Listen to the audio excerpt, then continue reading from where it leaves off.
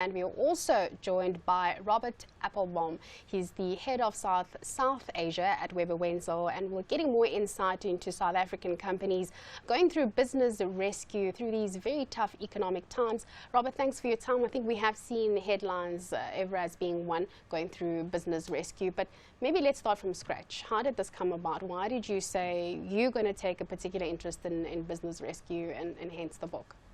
Well, we started when business rescue first came to the fore in terms of the New Companies Act. I actually thought there was good to be done, when there were companies to be saved and jobs to be saved, and I thought there was actually going to be a general good.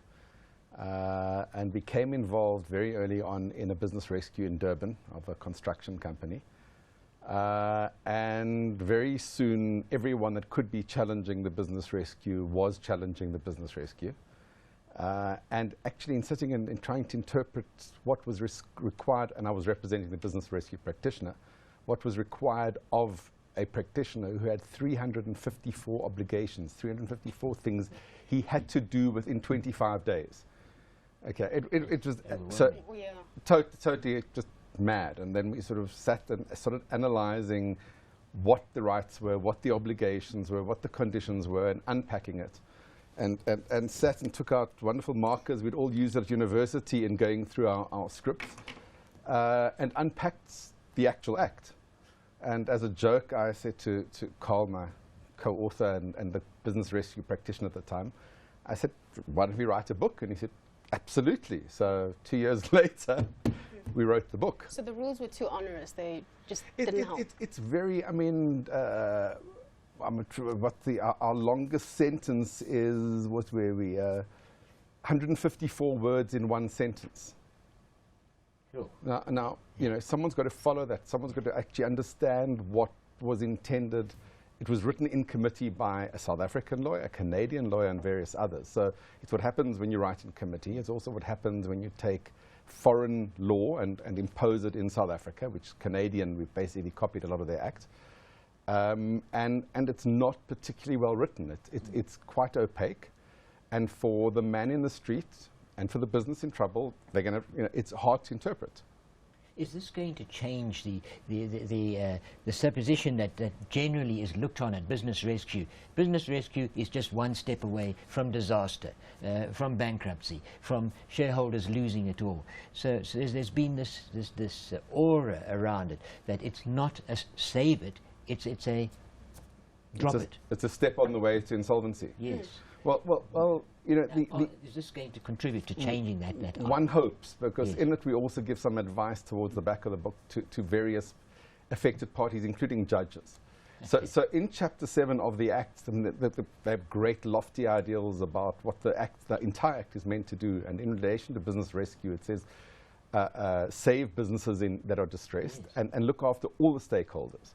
Now, the problem in liquidation is who gets looked after, whereas this was intended to have everyone. So, you know, what we actually recommend, and it's not even recommend, the Act has lots of rights available to employees and trade unions.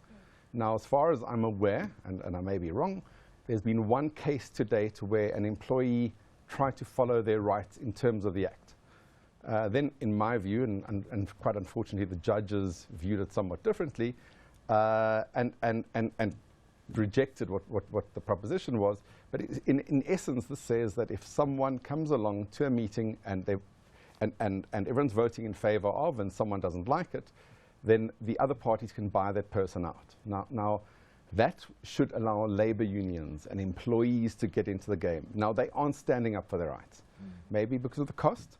So our hope is to democratize the law, to allow them to actually go and pick up the book and go, okay, it's all color-coded, and these are our rights, and these are our obligations, and we, the employee, this is what we should be doing.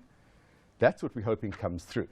So in the past, it's obviously the favor has been towards those who could afford the consultancy fees. Absolutely. And that's very sad. That's not justice, is it? Well, I don't think it is. And one needs, you know, one needs the people who are really affected, the employees and the trade unions, to come to the fore. So, Robert, are you saying that if, for example, I am with an organization that is undergoing business rescue, always under heavy financial trouble, I'd be able to pick up a copy of this and be able to navigate my way through it? Absolutely. and it'll tell you exactly what you should be doing. It'll tell you, I mean, so the employee has the right to information, to participate in meetings, to be heard, and to follow it all the way through, if possible, to actually come together either singly or with other employees and make an offer. They could team up with a venture capitalist. They could make suggestions in terms of everyone reducing salaries to save jobs. But it's not the way it's been dealt. This does democratize. It does bring that out. Well, that's encouraging. You know, there's been a lot of publicity over, say, take a company like Everest Highfield, you know, and it's just been that it's been sitting there waiting to disappear almost. And that's very sad, because the social implications, never mind just the business implications, you mentioned jobs, of the ripple impact to how many more people dependent on services and goods supplied to that company. It can have a terrifying impact. Absolutely. And the next step then is insolvency. I just want to sneak a quick question in quickly. What is the success rate of business rescue? Because as Ian said in the beginning, one thinks of business rescue and you think, well, that's it then. It's very hard to determine, and that's the, you know, it's one to say how many business rescues are there. So yesterday I phoned CIPC and said, so how many do we have? And I was told, well, the numbers aren't entirely there, but 300 plus that are currently undergoing business rescue in the country. Success rates, very interesting. I actually don't know, and that's the part that scares me, because the next step is insolvency, and then everyone loses. Yes. Robert, thanks so much. Best of luck with this book. Thank you so much. Hopefully I never have to find myself using it. But thank you so much. Thank you. Big thank you to Ian Cruikshanks. He's the Chief Economist at the Institute of Race Relations, and Robert Appelbaum. He's the Head of South Asia at Webber Wentzel, telling us about business rescue.